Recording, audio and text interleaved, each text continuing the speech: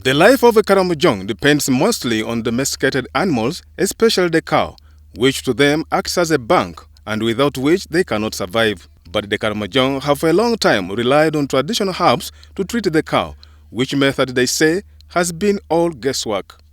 We have been struggling, we ourselves, as we have been trained. We didn't have any capacity or money for beginning, but we are doing with our tradition, local herbs for treating animals. Although the herbs were helpful in treating worms, their behaviors have diminished due to the destruction of trees and are now relying on the scientifically approved medicines. Trained in 2011, the community animal health workers in the Kapriprits district acquired the skills with startup kits to provide veterinary services in the villages and are already treating and saving the life of mainly the cow that provides the Karimojong a livelihood. At least to help, you can buy maybe one box like this of high-tests, ochromycin, long-acting and ivermectin, at least to help the community. Since we have been trained, at least we gain some knowledge and skills to help now the community. By those years back, we are having no money, at least to buy enough drug, at least to help now the community.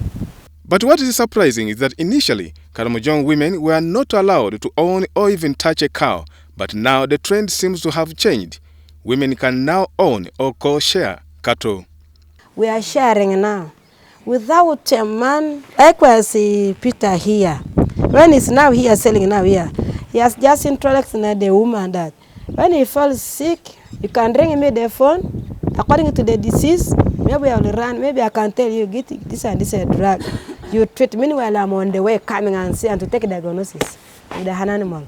They are now allowing. These animal health workers are now proud of the business, which they say is earning them a living, as they can purchase and sell these drugs, now on the increasing demand by the pastoralists in the area. Every day when we sit now selling, waiting for the customers now to come, we keep on recording.